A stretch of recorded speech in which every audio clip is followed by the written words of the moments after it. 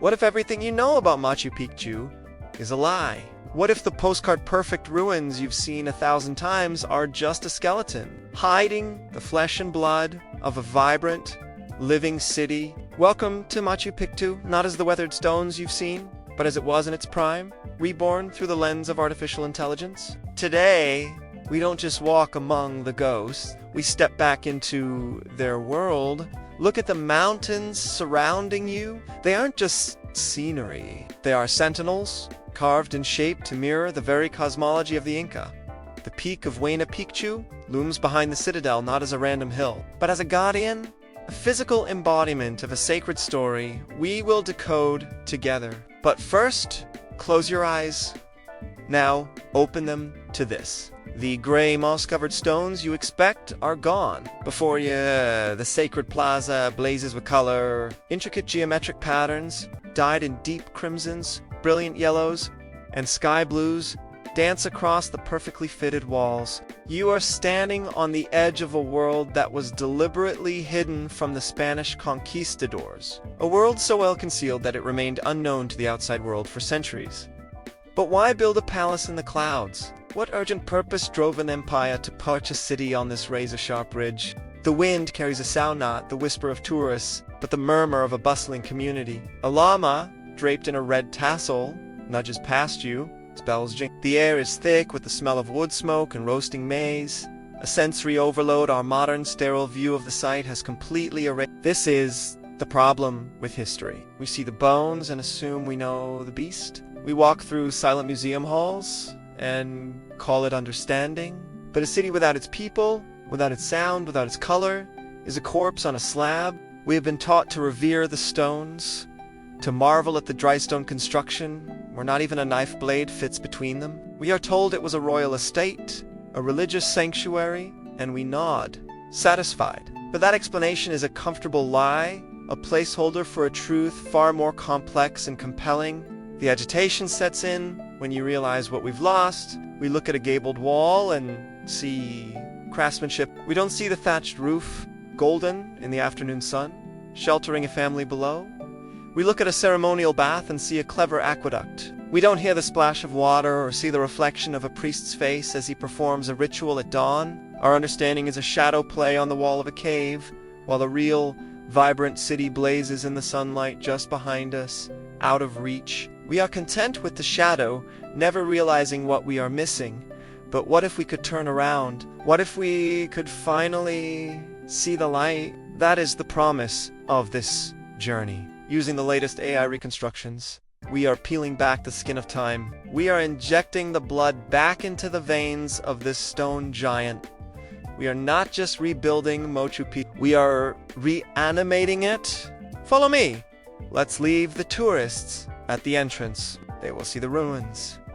We will see the city. We begin our ascent, not on the modern path, but on the original Inca trail, the very spine of the empire leading us to its heart. The stones beneath our feet are worn smooth, not by centuries of rain, but by the sandals of messengers, priests, and farmers. We pass through the sun gate. For the average visitor today, it's a photo op with a panoramic view. But for us, as we step through, the AI-generated mist clears, and we are hit with our first pattern interrupt. The city below is not a collection of gray terraces. It is a cascade of emerald green.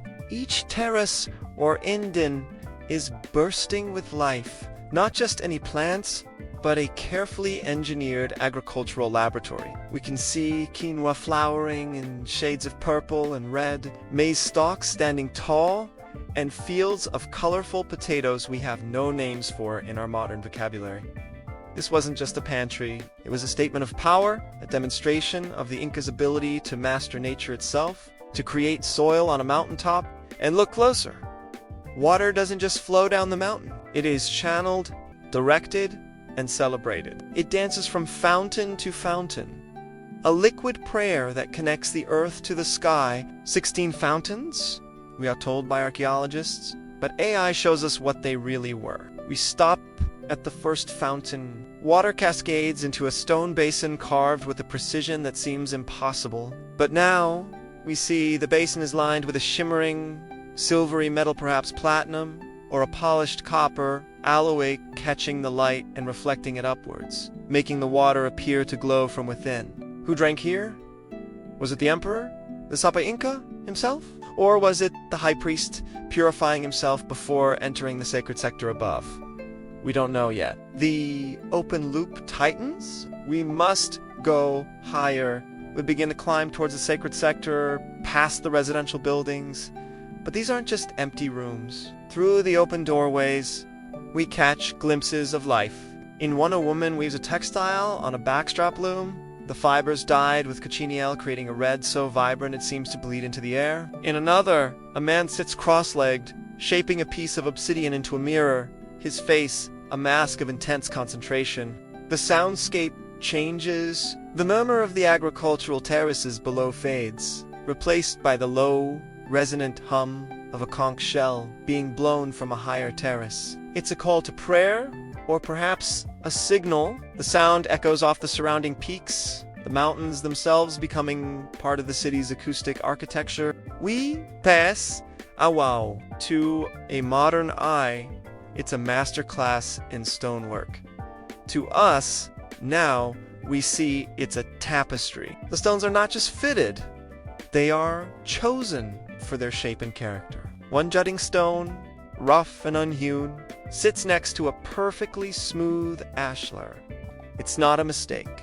It's a representation of the dualities that governed the Inca world, the Hainan upper and Huron lower, the masculine and feminine, the rough and the smooth. The very walls are a philosophy textbook. Now we enter the most sacred precinct. This is the heart of the mystery. The air grows thin, or perhaps that's just the anticipation. Before us stands the Intihuatana, the Hitchin Post of the Sun.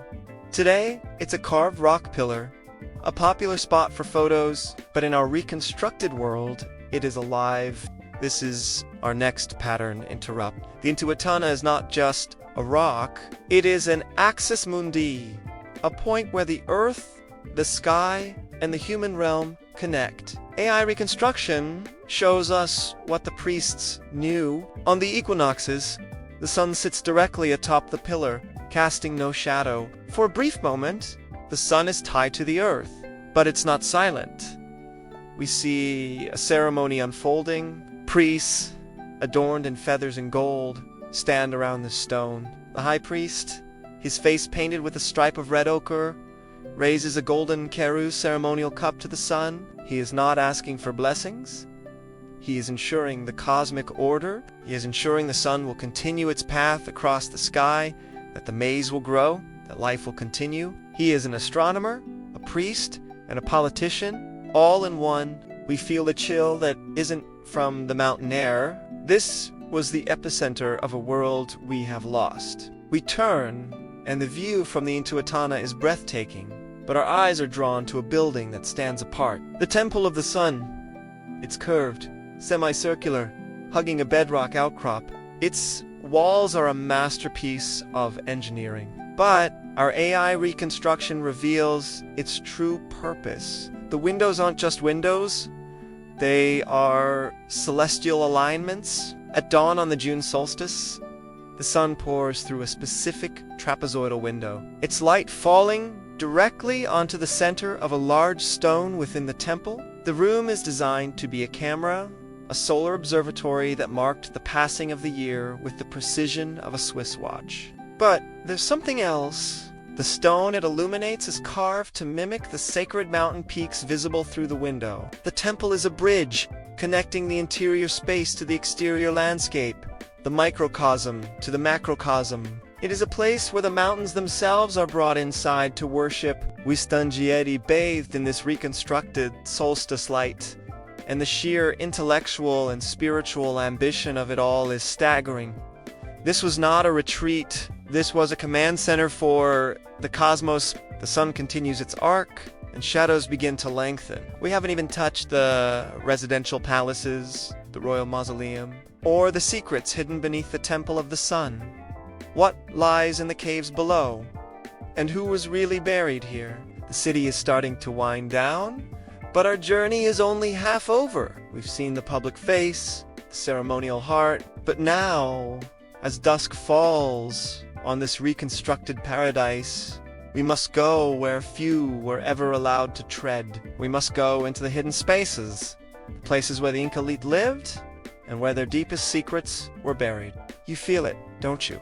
The pull of the unknown. The stones are warming with the last light of the sun, and they have more stories to tell, but they will only whisper them to those willing to go deeper. This is the moment where most videos would end, but for Ancient Echoes, this is where the real discovery begins. We are about to enter a part of Machu Picchu that challenges everything we think we know about its purpose. But to do that, we need you with us. If you want to walk through these hidden passageways, if you want to uncover the final secret of the Inca, then you must be part of this journey.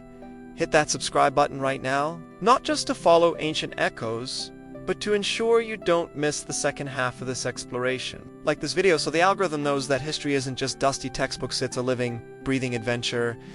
And share this video. Send it to someone you want to walk through history with. Because the truth of Machu Picchu shouldn't just live in our minds, it should echo around the world. Now, let's go deeper. The sun is setting, and the shadows are calling.